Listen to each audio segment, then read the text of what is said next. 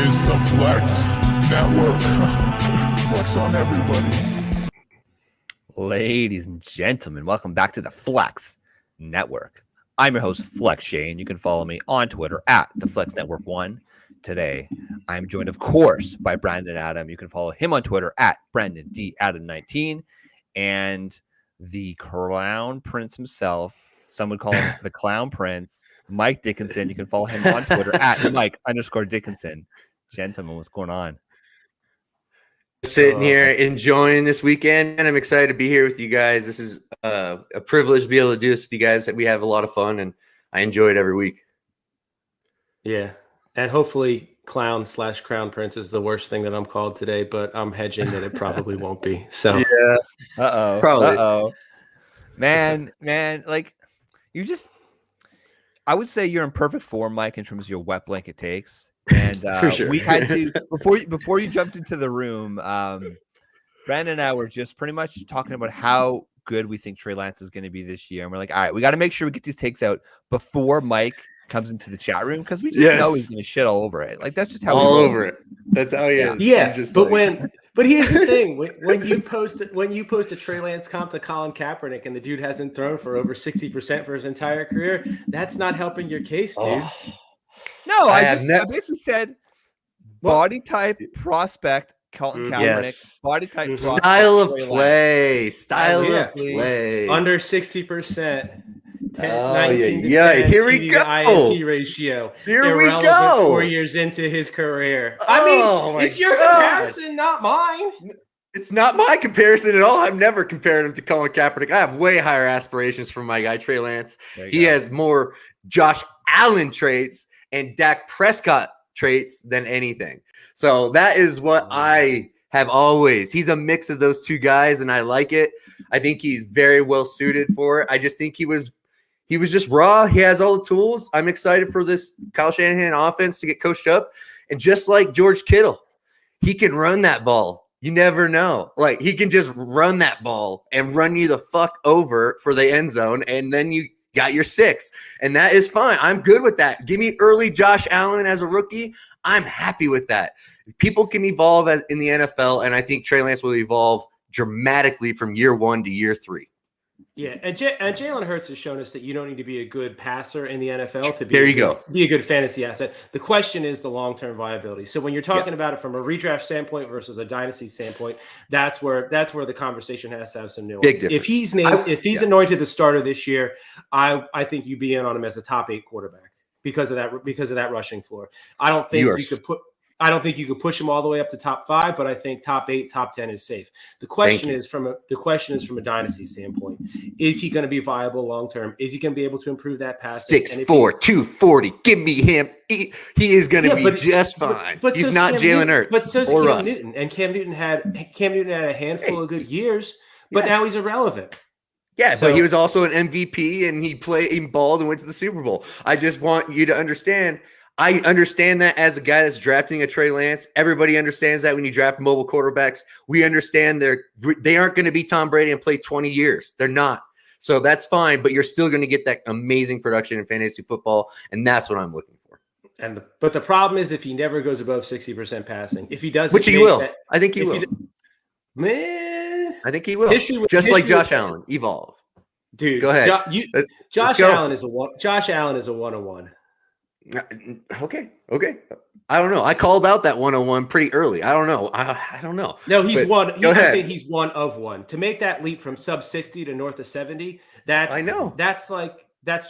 once in a generation. Hey, dude, and it's work ethic. It's work ethic. It's work ethic. It is. I would 100% love to be wrong on it, but I feel like if we're gonna put quality dynasty content out there, then I owe it. Then you draft Trey Lance. Then you draft Trey Lance. I owe it to hedge. Go ahead there, Shane. Go ahead, Shane. Blind-eyed, Go ahead, Shane. Teen girl optimism. I love how this started. Should we talk about Kyler Murray next? Yeah, we should. No. Yeah, we absolutely should. I just love Mike patronizing. He's basically like, listen, like, of course, like Trey Lance could be good, but if we actually want to give quality fantasy advice, don't draft Trey Lance. Don't draft Trey Lance. Yeah. I'm not saying don't draft him. I'm saying temper your expectations, folks. Oh, I love Don't it. draft I him got thinking you. he's the next Josh Dude, I Allen, got because you. There's never been You're a Josh fine. Allen. Yeah, so somehow You're this turned into a fine. Trey Lance conversation, which I love. I mean, look, I love that. right? I just checked the Trey Lance underdog ADP, and he is firmly in the middle of round 9 at this point. So, I mean, you could legit get him as your QB2, which is a massive upside. We've seen it in the past. Yep. We saw with Jalen Hurts last year, 2 years ago, frankly. Year before that, or a couple years before that, Lamar Jackson would just had the massive upside being drafted late. So you look at your archetype, like the player that you're going to be targeting as your QB2. Trey Lance has that written all over him, and he's going to be the starter. Like Shanahan came out this week and basically said that the fact that Jimmy G had the surgery, it delayed their ability to trade him. I mean, I don't think teams want to trade for an injured guy. That's just a fact, right? And then you couple that into the fact that Trey came out this week and said that he was dealing with a broken index finger last year, which impacted his ability to throw. So I don't know. I mean, look, the facts are the facts are this, okay? It's been a long ass time. What was it, like 3 years now since Trey Lance had an entire season where he was a starter? So that's just reality, right? He went to a small school. Yep. And there's a lot of risks there. We got this is a massive high risk pick. Trey. I will say that as a guy that's in on Trey, I just look at traits and I think what can succeed in the NFL right away, and he has that. I love it. Let's do it. And I think Trey Lance. I think Kyle Shanahan has a huge game plan for this guy. I think they just been slow rolling this whole trade just because of that. And I've also heard through Pat McAfee, there's beat writers that say that the agent of Jimmy said to them that they would demand a release if a trade couldn't be done. They would want to get a release so they can control their future and go wherever they want. But I think something's going to happen, probably in training camp or maybe a little earlier. I just read that they're looking to clear him with doctors of the area before they're able to, they have to check that off of the shoulder. Of course. When his rehab is complete, and then he doesn't have to throw yet, but you can just check that off and be like, yeah, he's fine. He's going to be fine. And then they'll trade. But anyways, we don't talk about Trey Lance for 20 minutes. We could. I mean, I would love to talk about Trey Lance for 20 minutes. We just give the people what they want. That's right. Dude, couple things. So Clipboard Jesus, Mike, what's going on? Thank you for joining. Thanks for watching. We have a couple announcements, some pretty monumental announcements that I think we should get to before we get into the show. So I was approached by DFS Army the Geek, who is a friend of the program. He plays in a number of fantasy leagues with us, and they have been looking for somebody to work on their season-long and dynasty fantasy football because DFS Army, as the name would suggest, their main primary focus, their bread and butter, if you will, is the DFS space and the sports betting space. So as of June 1st, which is next week, I'm going to be moving over and joining DFS Army to focus on their season-long content. That includes their redraft kit, their dynasty rankings, pretty much anything to do with fantasy football that isn't specifically DFS. I'm going to be handling over there at DFS Army. So it's a fantastic opportunity. Kevin, that's amazing. I thank you so much for even considering me for this opportunity. So what does that mean for the Flex Network? At least, the very least, we're going to have to put the show on hold just because from a time perspective, it's too much. It'll be too much for me to manage both this and the DFS Army. But the good news is over at DFS Army, we are going to be producing 2 podcasts a week. I'm going to be on once a week doing a Bold Calls podcast, essentially stepping in for Alan Seslowski, aka Season Long Says, and doing a show directly with Kevin once a week. But then also the boys, the band is staying together, baby. Saturday mornings, same time, different bat channel, but same bat time. It's going to be myself, Mike, and Brandon continuing the content that you know and love just over at the DFS Army site under the DFS Army banner, of course.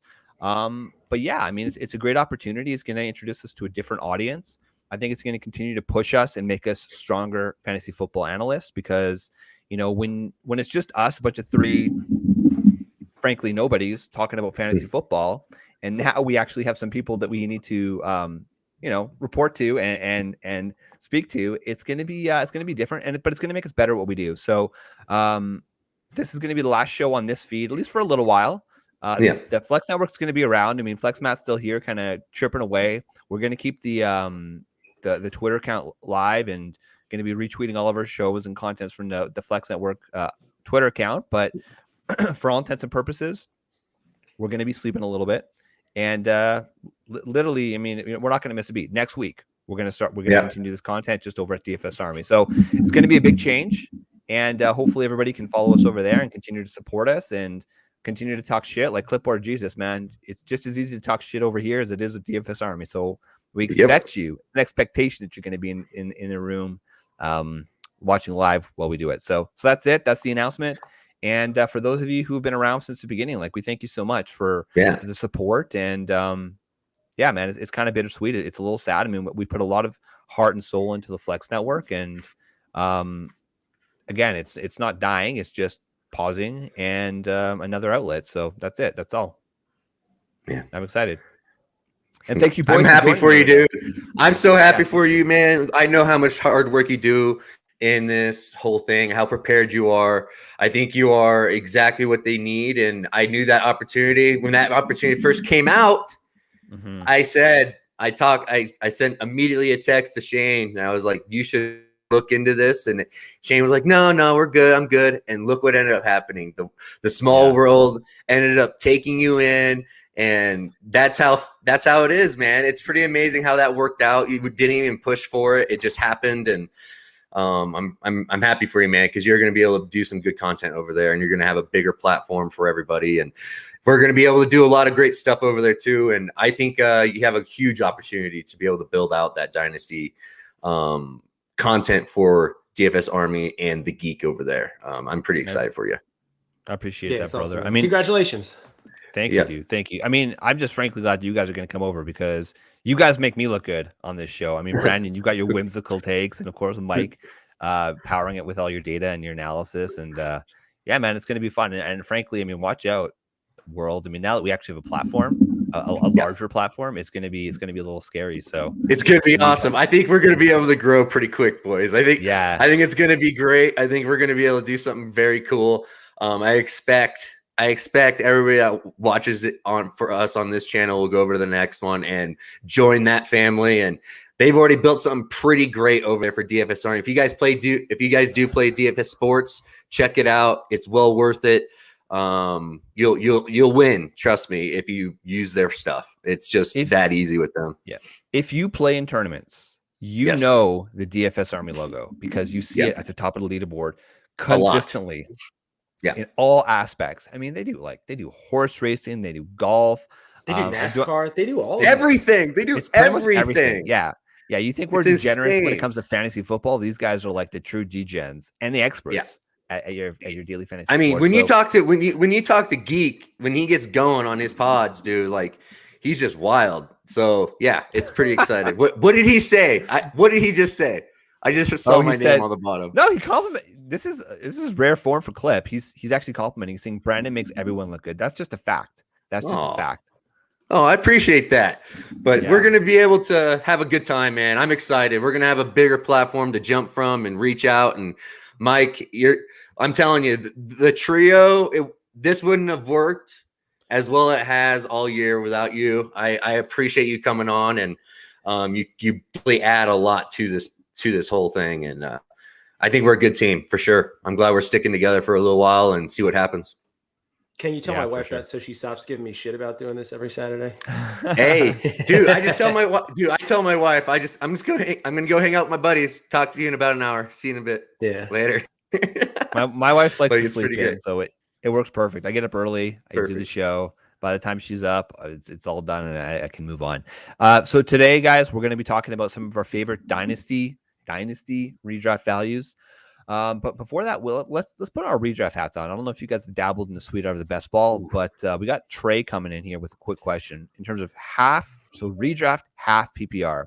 How would you guys rank Brandon Cooks, Rashad Bateman, Darnell Mooney from 1 to 3? It's that order for me. Cooks. Bateman, it's that order. No, I think Cooks, Mooney, Bateman. I think, or I don't know. That's close. It's tough, right? You could Rashad Bateman and Mooney. You could swap out, but I think Cooks is definitely number one on there. Yeah, look at the vacated targets in Baltimore, though. I think that's so really what you're in trade. What you're looking at is you're looking at talent and you're looking at opportunity. So we know that Mooney has. We've seen what Mooney can do. That's all well and good. He's also coming into year one in a new offensive system. They've added a decent number of weapons. They drafted Velus Jones. Whatever you think of that, he's another body there. They brought in ESB. They brought in Byron Pringle. They brought in a bunch of Jags. But you just don't know what that offense is going to look like. Baltimore, you know what that offenses look like. They've consolidated their targets. They shed Hollywood Brown. They have Mark Andrews and 144 other tight ends that volume is going to funnel to in the middle of the field. But like, what did Hollywood have? Like 118, 123 targets or something like that? Yeah, something. It was somewhere in that neighborhood. So even if Bateman picks up 25% of that, you're looking at an additional, and you make the assumption. Okay. You got me. It's Bateman. You're right. I'm just so like timid about it because Bateman was one of my guys last year, and you like all this anticipation because of injury, like all that stuff with him. Like, I can't wait for this year because I think the opportunity is there. I'm just trying to temper my stuff. Like, you know how I am. I'm so all in on guys when I'm in. And I've been acquiring Bateman since probably mid last season in Dynasty. Yeah. So as much as I could. Look at the draft capital, too. I mean, Bateman was what? He was back end of the first, second? Yeah, back end first. I mean, my comps for him were Odell Beckham. Like he has that ability, and I just love the fact that he just did an interview with one of his teammates, and he was like talking about his first moment that he knew he was going to be able to make it in the NFL. It was when he roasted Marlon Humphrey in the end zone. And it was Marlon Humphrey interviewing him about it, and he was like, "I don't remember that." It was the best, and you could just tell Bateman has all the juice, man. You can just see it in all. Like, he has that confidence. So you're right. I think Bateman's a stud, and the vacated targets is a massive deal there because it's going to be a funnel. I'm excited about it. So Brandon, what's your ranking in 1, 2, 3? Cooks, Bateman, Mooney in redraft. Mike, you're the same? Yep. Yeah. Yeah. See, okay. So Clip's saying Mooney, Bateman, Cooks. Okay. Here's the thing. Mooney can go to the moon if he has a massive amount of targets, which he is very possible. Like, but with the Bears, I just bought Mooney in one league because I am trying to buy a little bit of it because there is a breakout potential there, but I'm not all in just because it's the Bears. So yeah, like I don't know what they're gonna do with this new offense, and it's all new people. I mean, these guys, I just looked at the underdog ADPs. These guys are pretty much going bang, bang, bang, like in the same order. So you do have to choose. So I'm gonna go. Look, the scary thing about Rashad Bateman is it's sight unseen. Right? We saw glimpses of it, but for me, I'm gonna take a stand here. I'm gonna go Bateman, Cooks, Darnell Mooney. That's how I'm doing it. So. And Mike, you had Mooney last, right? As well? Yeah, I had Mooney last. And I think you can make the Cooks for Bateman or the case for Bateman over Cooks just because Cooks is on the back end. They've added a bunch of offensive talent there. They're in a similar situation. New head coach, Davis Mills is their quarterback. Like of these three wide receivers, you would have to say that Bateman has by far the best quarterback situation. The 100%. Most accomplished and the most stable. So I'm with you. I think you can go back and forth either way. It's close, dude. Yeah, you guys. Yep. I'm excited. Bateman's gonna kill it this year. This is a fantastic question because listen, like here's the reality. All three of these players should be productive in fantasy football, right? Brandon Cooks, you pretty much set your watch to it. He's going to be a solid wide receiver too, and he's being drafted there. They're all right around 60 in terms of ADP. So Brandon Cooks, you know what you're going to get. Davis Mills. He showed glimpses last year. I think he outperformed expectations by far. The last 6 games, he was very good. Yeah. So Marquise Brown last year got 145 targets. So Rashad Bateman, he's going to probably be more efficient. Hopefully, he's got better hands. He's a better talent than Marquise Brown. So I could see him getting a similar number of targets. Then you're going to argue Darnell Mooney had 140. But Darnell Mooney with 140 targets only finished as the PPR wide receiver 31 with 12.92 fantasy points per game. So he wasn't quite as efficient. The Chicago Bears offense right now is frankly a mess. That entire team is a mess. I don't know what they did in the offseason, but like they they do not look like they're functional. So yeah, I mean, I'm going to go with Bateman, going to go with old reliable Brandon Cooks, and then I'm going Darnell Mooney. But here's the thing: I like all three of these players. Yeah, all three of them are going to kill it. I think all three will be fine. Yeah, so all three are good, but flip flop between Brandon Cooks, Rashad Bateman, whoever you prefer, Trey, and then we have Darnell Mooney third consensus. So if you like a little bit of excitement, go with Bateman.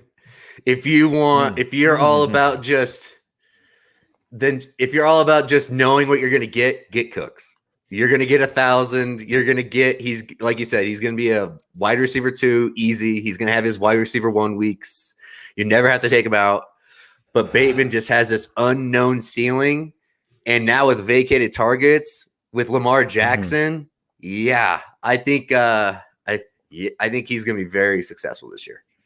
Yeah, and here's the last little thing, okay? So Brandon Cooks, he's actually been pretty healthy the last couple seasons, but the thing with concussions is they can mount up, be dormant, and we've seen it. So there's that slight risk with Brandon Cooks. The thing I like about Bateman over Darnell Mooney is it's the size, right? Like Darnell Mooney, give him credit, he's 176 pounds, whereas Rashad Bateman is 6 foot, 190 pounds. He's thick. He's prototype. Yeah, perfect. I mean, you talk about a player comp. One of his best player comps on playerprofiler.com, which is, of course, the data set we like to use, is Stephon Diggs. And we've seen that profile work in fantasy football. So I just like that style. I tend to defer to that style. And so, man, this is the time you got to go in on Rashad Bateman. Rashad Bateman is one of these players that he's going to be in the discussion of a round 3 pick next year. Stamp it here. So he's like, that's you got me so excited because I got a lot of Bateman, dude. I know, I do too. You got me so excited. I've been trading a lot for him, and man, I ended up trading. It was a few different players, but essentially it was I traded Bateman and some picks for Gabriel Davis and some picks last year. And at the time, at the end of the season, I was like, this is not shaping up to be what I expected it to be. But man, you got to take that leap of faith. And now that we're going into 2022, I'm so jacked to have Rashad Bateman as like my wide receiver 4 on that team. Like it's going to be fantastic. So it's awesome. With that in mind, it gets the analytical juices flowing. So let's go. Let's talk about some Dynasty Startup ADP player values.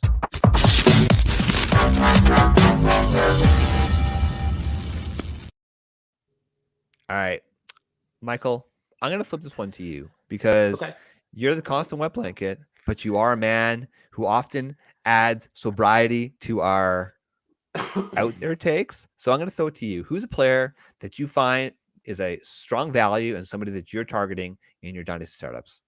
Here we go. So I'm going right to fresh off the heels of Alan's podcast with Jordan McNamara last week, and you guys talking about it as well. I'm going right to the running back 2 position, and one of my favorite targets. So the way that I like to do these super flex startups is if I'm the first half of the first round, I'll hit quarterback early. Brandon and I are in one, and I jump back from 101 to 104, grab Burrow, grabbed a couple extra picks. I'm super stoked with the way that all that worked out. Yeah, that worked out very, very nice. It worked out real well, dude. Yep. Yeah. So I've been in this startup. I've been trying to accumulate targets. I've been trying to work up to that 500 to 550 targets on my first 4 wide receivers, and I think I'm relatively close to that. But where that left me exposed was at my RB2 spot. So my RB2 spot, where I've gone is, and I've done this the last 2 or 3 startups I've done, I've ended up with a lot of James Conner for my RB2. Perfect. You look at what Arizona. You look at what he did last year. He was an absolute stud last year. People were thinking that it was going to be Chase Edmonds, and then Connor was going to be the complement. It actually worked out the other way. Connor was the bell cow, and Edmonds was the complement. You saw when Edmonds went out, Connor got the full workload. He actually kept me out of the playoffs in 3 leagues with that big game he had week 14 last year, which really pissed me off. It makes it even more bittersweet to draft him, but with where he's going, I just let me pull up this draft board, and I just grabbed him. I grabbed him and James. Cover yours. Grabbed him and James Cook at the 8-9 turn. So to get an RB2. So to get Connor as an RB2 right there, and that was a little behind ADP, but that's I've grabbed him there in the last handful of drafts that I've done. So he has, the nice part about it is he has a pretty clear handcuff in Keontae Ingram, and he's somebody else that you can grab cheap. Yep. So I really like Connor.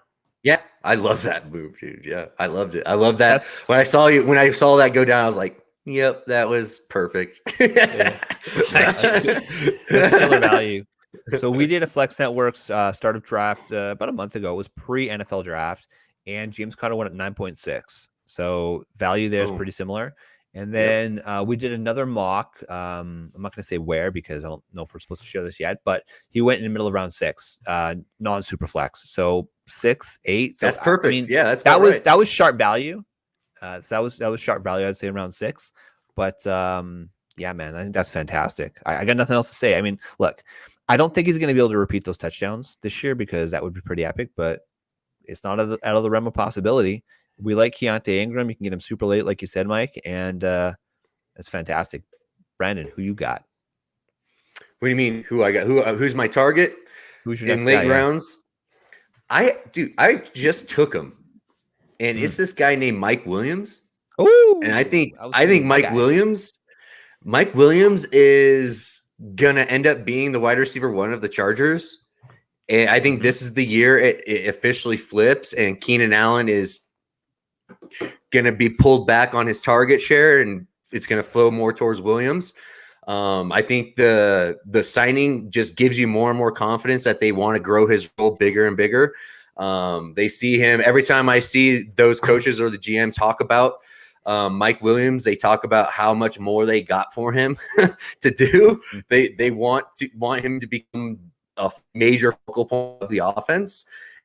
And I think the comfort with Herbert being paired with an elite quarterback like Herbert, I mean, his upside is immense. Can he just be consistent? Can he just sometimes he gets 7 targets and then sometimes he gets 15 targets. And, I want him just to consistently get 10 targets a week. And I think he is going to 1,300 yards, 14 touchdowns. I think he's going to outproduce his ADP wildly. I think you can throw him in as your wide receiver, top end wide receiver 2, and that can creep into being a wide receiver 1 next year. He was a wide receiver 12 in PPR last year. I can see him growing on that with the more touchdowns. I just see more touchdowns coming his way with just the maturity of Herbert as well. I think he'll be able to pick it out more. He's just going to be better, I think. I think he's going to have a massive, much like Josh Allen did. I think he's going to sneaky MVP player, Justin Herbert. That could be he's in LA. He's in the media capital of the world in LA. And can he, I think if he got hot and he was doing special things, I think he's an MVP type guy that if he takes the next leap and with all the talent around him. Where did he go in your draft? I think he's going to end up the QB1 this year. I think Herbert's going to be the QB1.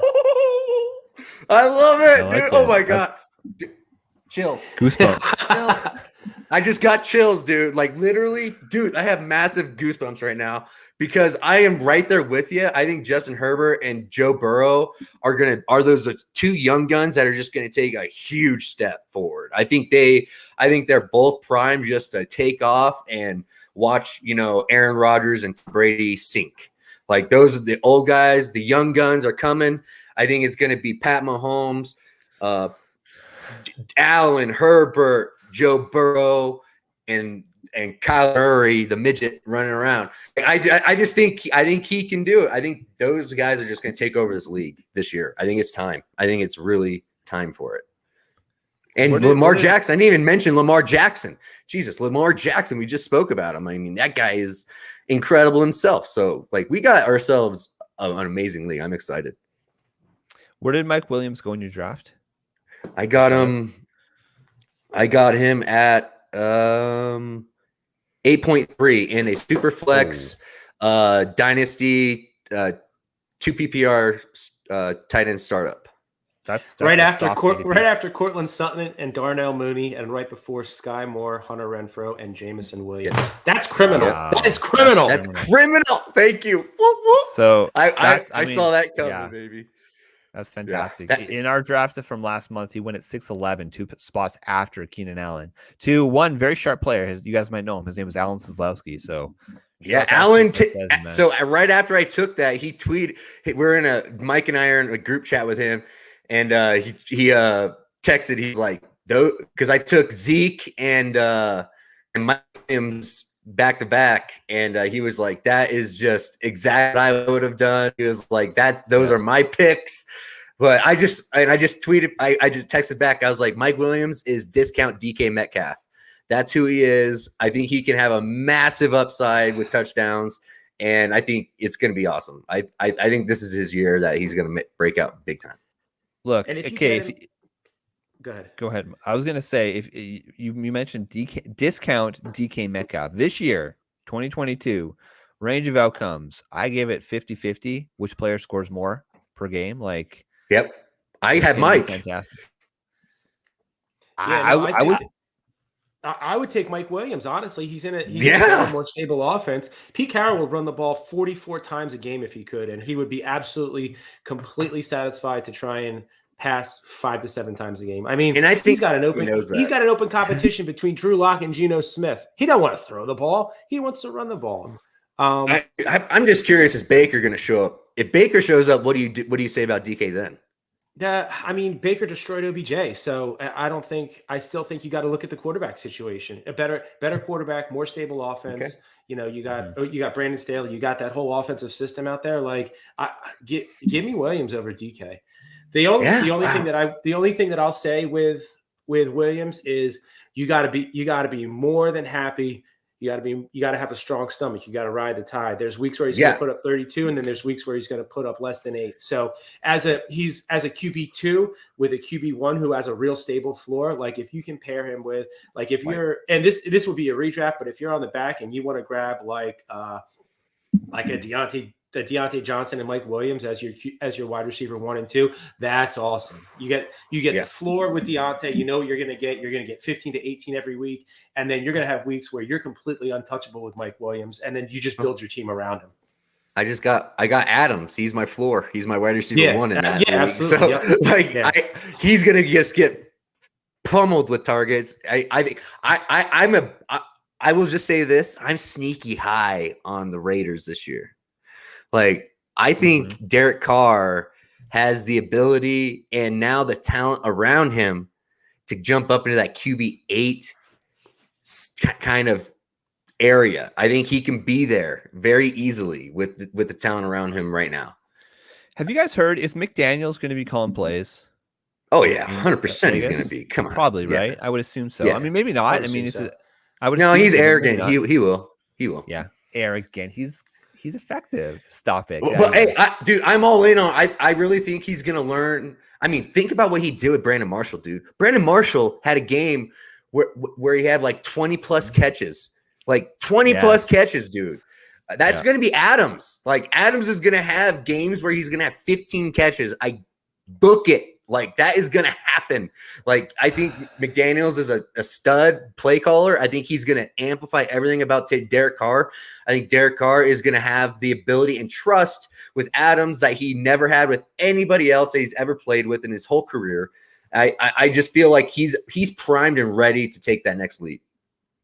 Yeah, no, I think that's fantastic. Okay, guys, I want to go back on Mike Williams a little bit just because I was going to choose Mike Williams as well. So I did look at a few of the numbers, but here's some things. Okay, so in 16 games, we played the entire full season, which was for Mike Williams. That was fantastic, right? Yep. Keenan Allen averaged 16.1 fantasy points per game. Mike Williams was 15.4. So from a fantasy per game perspective, they were actually both pretty consistent. Okay. Yep. Obviously, the difference was Keenan Allen got the receptions, 106 versus Mike Williams only had 76, but Mike Williams had 9 touchdowns versus Keenan Allen 6. Okay. I think he gets 12, 13 touchdowns this year. Like, that's how he can do that. Touchdowns are hard to predict, but when you look at, you close your eyes. I mean, really, it's those two and then Austin Eckler are going to be catching passes. But he was averaging 8 targets a game for a total of 129 on the season. Yards per reception, 15.08, which was fantastic. Ooh. Okay. Yeah. Average target distance, 10.8 yards versus Keenan Allen's about 8.94. He had 25 deep targets, which is just fantastic. He got about 1.5 deep targets per game. So, on any given game, there's got that massive upside for one, a deep ball, but also 2, the touchdown upside. So any given week, Mike Williams can just destroy your lineup. So I love it. You close your eyes, you're picking on the back of the first round. You're like, fuck, I wanted one of those early picks. You go on the 3-4 turn, like you said, you go a guy like Deontay Johnson and come back in round 4 with Mike Williams. It doesn't matter how you started your draft. You guys are going 4 strong, 2 running backs like that anchors your team, and you're laughing all the way to the bank because there's just that massive upside every single week. So I'm so happy you guys like that one. I'm so happy you guys like that Jesus, one. I'm assuming this is for Mike Williams. Clipboard Jesus, I'm gonna say, is going on record of saying he's predicting, bold call, 22 touchdowns to Mike Williams this year. He's gonna break does Randy Moss still have that record, or is that Demaryius Thomas now for total touchdowns in a season? Has to be Moss. I think it was Moss from that 2007 season with Tommy, but yeah, no, that's interesting. Okay, Honestly, I'm expecting 12 touchdowns, 12, 13 touchdowns. I think that's totally in the realm. Yeah, no, absolutely. Go ahead. How about you? Who's your target? I have a few players that I'm liking, but and maybe I'm just spending too much time with you guys and too much time with Al. But the value on these aging running backs, it's just too tempting to pass on. And this one might be a short-term window. So in Dynasty, it gives you a little bit of pause. But last I checked, we want to win this year. Okay. Yes. Leonard Fournette, Uncle Lenny, playoff Lenny, my boy. I'm going back to the well, man. I'm going back to the well, Leonard Fournette. I will say though, okay, Leonard Fournette in underdog ADP, he's going late round 2. For me, that's a little too rich for my blood, and it's not so much a shot on Leonard Fournette. I think that when they drafted Rachaad White, you guys know how high all three of us are on Rachaad White. Oh yeah, he has the talent. If Rachaad, and he's a little bit older, right? He was a senior. He was at the Senior Bowl, which is a good thing. 23. He's 23. If Rachaad White can get the trust of Tom Brady, then I think it is going to scale back Leonard Fournette's touches just a little bit. However, it's not going to be a bad thing because we still know that Leonard Fournette is going to get the targets. He's going to get the first down rushing work. He's going to get the touchdown opportunities. He obviously has the trust and faith of one Tom Brady, aforementioned. Yep. He's still what is he, 27 years old at this point? So yeah. And he just signed a deal. Yeah, and what's so funny is that we used to think 27 years old for a running back was just absolutely ancient. But then you look, we've got Alvin Kamara, we've got Leonard Fournette, we've got Austin Eckler, we've got Derrick Henry, we've got Ezekiel Elliott, Dalvin Cook. 26 Ezekiel. Yeah, 26. But I'm saying all these upper aging running backs, that typically 24, 25 is what you looked at, right? And then you would ship the hell out of those running backs. They'd be off your team immediately. But there's so much value right now, and these guys are still the starters on their team. And for the most part, as long as they can stay healthy, they're going to put up fantasy production. So go ahead. That's exactly what I was going to point out. These young RBs that have a lot of dynasty value that we got, but they don't have the role yet, right? These guys have the defined role, the Dalvin Cooks, the Alvin Kamaras, the Zeke Elliott's, Leonard Fournette. They have established roles that they are going to get. And if you think you can draft a team that can win in the first 2 years, those guys are it, man. I just got Dalvin in the 3rd round in my Dynasty startup, and I'm excited about it. I have no problem with taking him there. I got Zeke in the 7th round or 8th round, and that's just if you're gonna. He has the money contract. They have all the money. They have the power. They are defined roles, and I'm all about it. If first couple of years, you can draft another RB later on. You can get RBs later. Get a guys that are established. Okay, if you want to win now. Clifford Jesus being a coward and correcting what he was saying it was 22 receptions in a single game, not 22 touchdowns for Mike Williams. For Brandon Marshall. Yeah, we're going to allow it. Because we were talking about Brandon Marshall there. But he's saying Mike Williams can do that. So I get it. Fine, Clifford Jesus. We'll allow it. Yeah. But anyways, that's I totally see all what you're saying in drafts. I'm willing to take guys with defined roles, man, because they're rare in the running back position right now. They're rare. You just don't get the Dalvin Cook roles. You know, they're not. J.K. Dobbins has Edwards to think about, has Lamar to think about. You got Swift, you got all these other targets. We'll see if they commit fully to Swift. I'm hoping they do, man. I think they do. I think they really do. But yeah, like there's young guys that we want them to get these deals. Like same with Javonte. That Melvin Gordon's there. Like all the upside is kind of capped. But like with these other guys, Dalvin Cook. Huge upside. I got a question for you boys.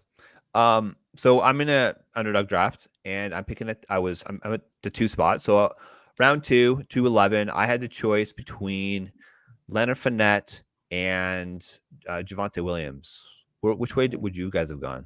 Redraft? Yeah, just an underdog. Just underdog? Yeah, the puppy, the tournament. Who'd you take with the first round? First round, I went CMC. This was the one I went CMC with. My first share of CMC. So this is a tournament. This is a puppy tournament, $5 entry.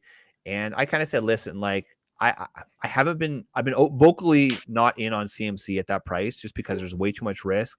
And in the event that he stays healthy, it's probably going to be because they're scaling back his touches. Not that I'm a big Isaiah Spiller guy, but they drafted him. Okay. But we saw what CMC did last year when he was healthy. And what if he does stay healthy? It's just that the upside is massive. And frankly, you have to kind of hit the nuts with your draft if you're going to win that tournament anyways, right? So I went CMC. And then on the turn, there was a few different players I was leaning. Actually, you know what? I went with Javonte, and then I came back and went with T. Higgins in round 3. So that's how we started off my draft. Pretty happy with it. I can't really complain. But what would you guys have done there? I'm very curious because that was a tough. I think that's probably what I would have done as well. I mean, you look at it. Javonte is a Melvin Gordon hamstring away from being potentially the RB1. So like you look at those kind of situations. Fournette being on the other side, being 27, he's a year younger than Melvin Gordon. He's a hamstring away from Rachaad White being the running back 1 in that situation. So like you said, in those tournaments, you kind of have to hit the nuts and you gotta jump out and be bold a little bit. And I think that's the right way to go. Okay. I would have went Leonard. I go Leonard. I just think the pass work is going to be there. It's elite. It's consistent. I think because of Godwin's slow roll into the offense this year because of injury, I think there's going to be a lot more running, and a lot more usage out of the RB room with Rachaad White as well. Like Rachaad White can still have touches and not affect Leonard Fournette's workload just because of the fact that Godwin is down. I know they picked up Russell Gage to help with that slack a little bit, but is Rob Gronkowski coming back? I don't know. Like that could be another that we'll see. I don't know, man. He might be just done. You never know. But yeah, I expect Gronk to come back, but I think Leonard has a defined role. I think from what I'm reading, Tom and Leonard Fournette have like a crazy good relationship. Like they are homies. So I don't expect Tom in his last year going for the Super Bowl because I think this is his last year. I think this is it. He's got that bag waiting at Fox Sports. He's got that bag waiting. It's all worked out. I just feel that Leonard Fournette has a defined role, and there was a very few guys that were getting 6 targets a game out of the backfield like Leonard Fournette was last year. Like that. Very few.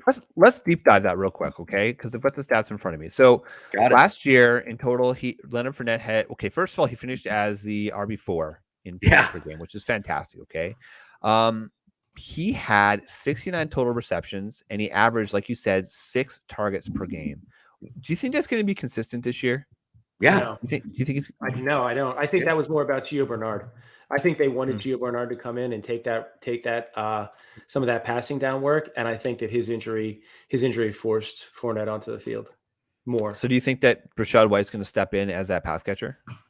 I think it adds a little bit more volatility to the situation. I'm telling you, later in the season maybe, but like we're going to figure out if Rachaad White can block. If he can block and Tom Brady's not going to get annihilated, then he'll get his pass work because that's what he did. I mean, he was a star with the pass work in college, 45 catches or some shit his last year. It was insane what he was doing. And so I just feel like there's good, like I said, with Godwin injury, that's a big injury, guys. That's a lot of targets. That's a lot of offense off the field. I don't think Russell Gage is going to pick 100% up of all that. I really think they're going to lean and try and keep Tom healthy. He's older. They're going to lean on the pass catching ability of the backs and run the rock. What's up? So here's something to look. Here's something to look at on Fournette. His contract situation. So it was a 3-year, $21 million deal. Yep. Dead cap this year is $9 million. Dead cap 23 is $5.3 million. Their out is after 24. Their dead cap is only 1.7 on them. So he's guaranteed roles for the next 2 years. I think 2 years. That's why I've been on him for Dynasty, because he's going to give me 2 years of elite production. He's going to. He's in a great offense. He's going to do that. Tom, like I said, Tom is most likely going to leave this year. So we'll see. But they have another year to work out who the hell is going to come in, and maybe Jameis Winston will come back after the Saints. You never know. We'll see. I want to put the 6 targets per game into context. Okay. That's huge. Because it's all relative. It's massive. So him and DeAndre Swift led the league with 6 targets per game. Okay. After that, Austin Eckler was 5.88. Following that, Christian McCaffrey was 5.86. Alvin Kamara was 5.15. And then you look at some other, like Aaron Jones, 4.3. Josh Jacobs. Oh, that's interesting. 4.27. That one would. That's wild. That one was kind of shocking. That's a shocking little stat that you look at when you really look at it. So I think naturally he's probably going to go back. I would say a good fair number, probably 5 targets per game, which is still fantastic. It's still elite. We just named off some of the top targets. Like that would be fantastic. Jonathan Taylor averaged about 3 per game. Joe Mixon about 3 per game. So give or take, he's probably going to get more targets than them. So I'd say 4 to 5 targets per game is fair and realistic. It's going to be a bit of a step back. Again, Leonard Fournette had a special season last year. I don't think it's realistic to say that he's going to repeat it. But going back to the whole point of this conversation of it, he's still a value in your dynasty drafts. He's going way too far. Because I don't know if you guys listened, but Byron Lambert was on the show with Al on the RotoWire show this week. And they were just talking about like very simple exercise. You take your dynasty ADPs, you line them up next to your redraft ADPs, and you look at where the biggest discrepancies are. I guarantee you, when you look at that number, Leonard Fournette going in round 2 of redraft versus rounds 5, 6, 7 in your dynasty startups, like that's a value, man. That is a value. So, yeah, take it for what it is. That's why I took him in our draft. I know. I know. I was telling him, like, who took him? Where did he go in your startup that you guys are in currently? Around. Do you have it in front of you? Right now. He went 7. Okay. Round 7? Round 7? Yeah. Okay. I think it was 7.4. And then round 7, he went 7.5 to you in our startup from last month, Brandon. So that's the sweet spot, man. You take 2 rounds off for Superflex. That's round 5 value. That's fantastic. That's crazy. Versus round 2, right? Versus round 2 in redraft. Yeah. So, boys, we're going at 47 minutes. Let's try to go a little bit quicker for our second choices. Mike, you're up. All right, so for my second choice, I think I'm looking at I'm going to go to one of the secondary spots. I'm not going to look quarterback. I'm not going to look wide receiver. I'm not going to look at running back. I think I'm going to go to tight end, and I think I'm going to go to Pat Freiermuth with the Pittsburgh Steelers.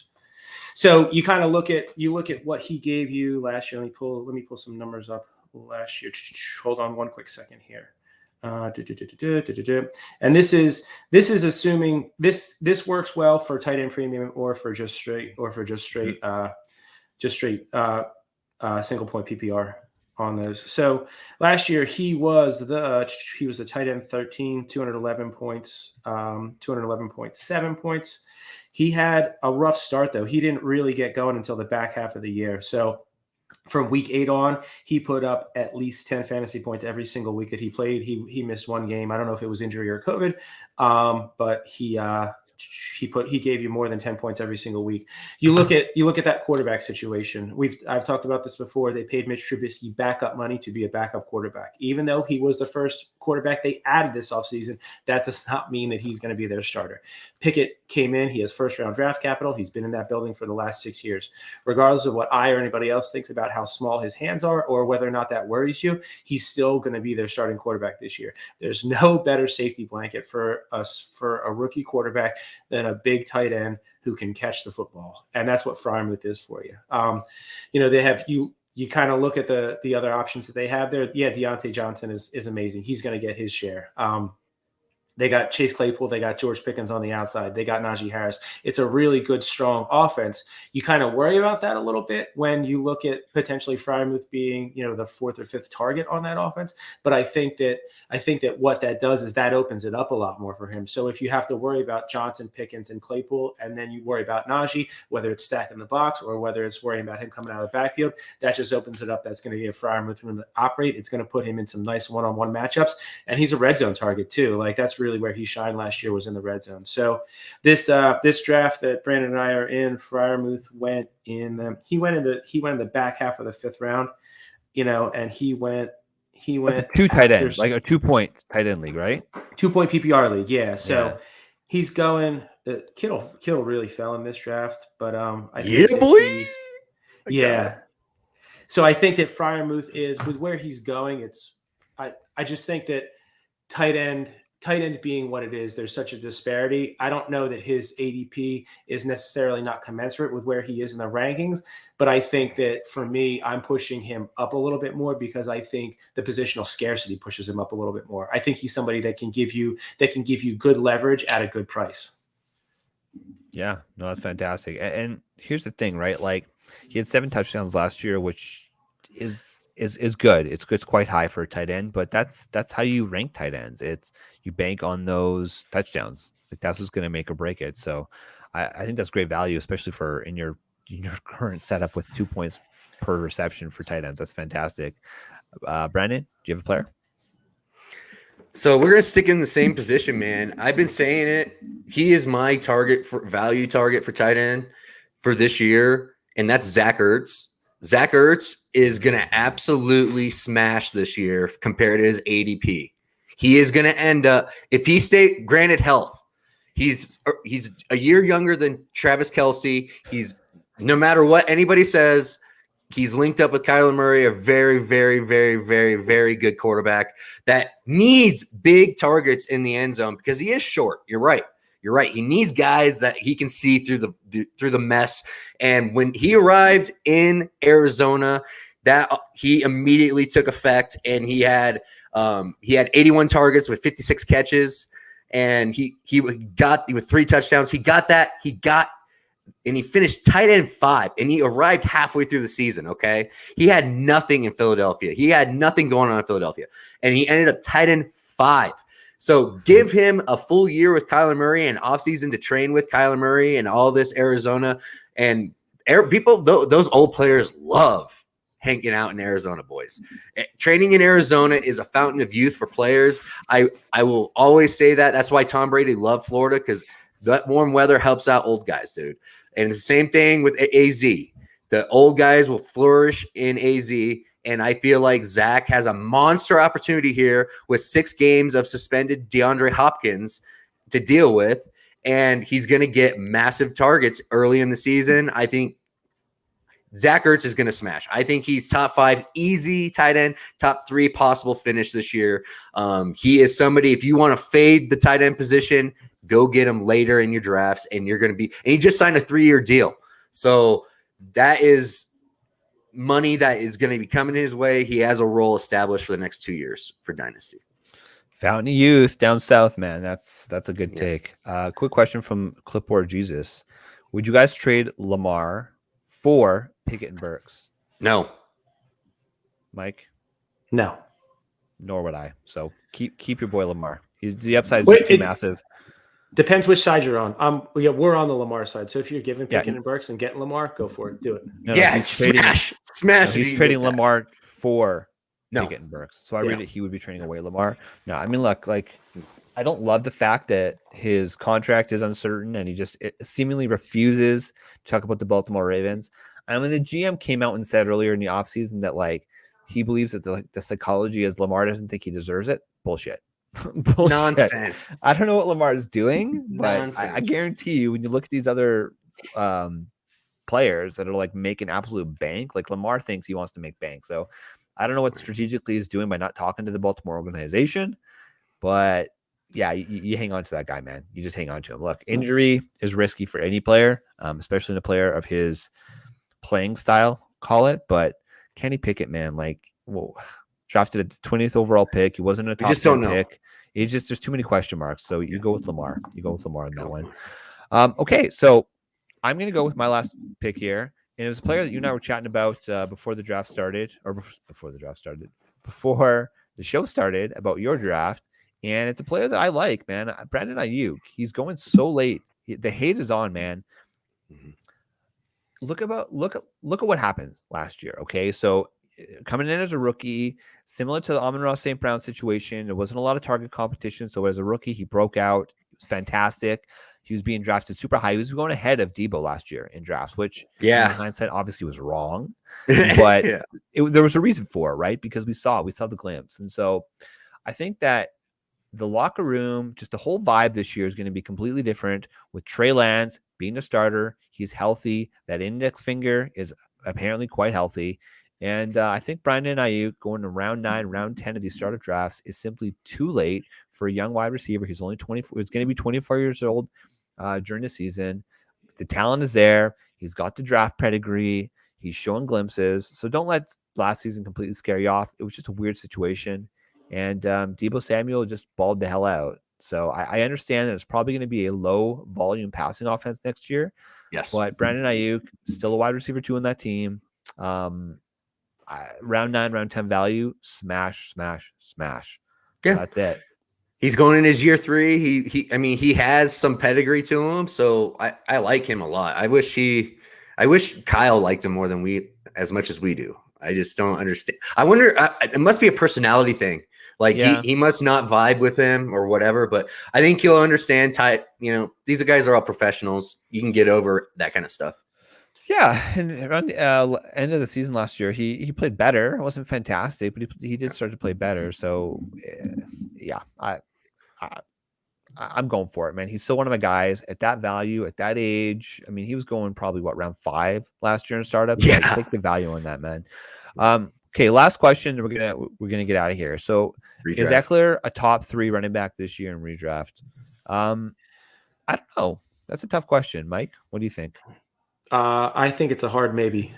I think he's number 4, actually. I think he's close though. Yeah, he's hovering right around there. You want to say yes, but you're banking on you have to bake in some touchdown regression. So he was the running back 2 last year. So I don't know that he's not going to get that touchdown volume. It's just not going to happen. It's impractical. So you look at the top. Obviously, JT is everybody's consensus number 1. Then you go if CMC stays healthy all year, but his role's scaled back. Where does he land? You kind of look at he could take a huge touchdown share with a lightened workload. Then you have Najee, who is going to get that volume. I think that you look at Eckler in that kind of like Javonte Williams tier, right around Javonte Williams, Derrick Henry in that tier right around there. So however you want to kind of toss those guys up and see how they shake out. I think that's top 5. That's where he's top 5. I got Eckler in top 5. Yeah, top 5. Top 3 is Rich. Top 5. The running back position this year in round 1, honestly, like I just feel like it's so makes sketchy, scared, right? Yeah. It definitely makes you a little bit scared. And like Jonathan Taylor, CMC is like the consensus by ADP running back 2. I don't love that. Then you got Austin Eckler, who typically goes around 5 or 6 in round 1. So obviously the 3 top wide receivers are going off the board. Let's just put it this way. I was drafting, I think it was like I had 1 or 2 drafts where I had the 2 pick pre-NFL draft, and I elected to choose Austin Eckler there just because Austin Eckler has the same upside as the CMC. We've seen it, right? And he's typically stayed healthy for more, or at least by our recency bias, he stayed healthy recently. But it's tough, man. It's really tough, and I'm probably taking Austin Eckler around pick 6, 7, 8 right now. I'm probably going to defer to those wide receivers. In that wide receiver, that's right. It's just safer. But I'd say top 5 to be sure. So that's it.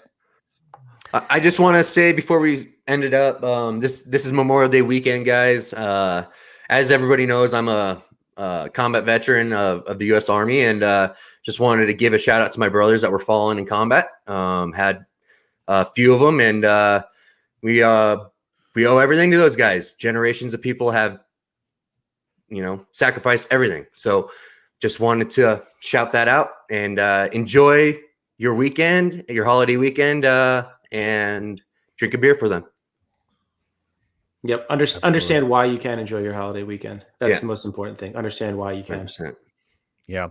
I would say, look, this last week was extremely tough. And just if you tell your family members you love them, give your kids a hug, give your wife, your husband, your spouse, your friends, your family, just let them know how much you love them and appreciate them. So Brandon, Mike, I appreciate you boys. Thanks for coming on this ride with me. This is going to be the last Flex Network show for a little while. And, in honor of that, I appreciate you guys and I love you guys, and we wouldn't be here without you two. So thank you so much for coming on this journey with me. And, phase 2 is going to be the DFS Army. So phase 2. Happy Memorial Day weekend to everybody. Brandon, of course, you can follow him on Twitter at BrandonDAdam19. You can follow Mike on Twitter at Mike_Dickinson. And of course, myself, Flex Shane, you can follow at the Flex Network 1. So for the Flex Network, we're signing off this time for a little while, but we will have content weekly, DFS Army, more to come. We'll send out all the links, all that information. So thank you so much for everybody who's tuned in. And it's been a wild ride, man. And let's keep it going. So for Mike, for Brandon, I'm Flex Shane, and we are the Flex Network. Peace. See you. This is the Flex Network. This is the Flex Network. Flex on them. Flex on everybody.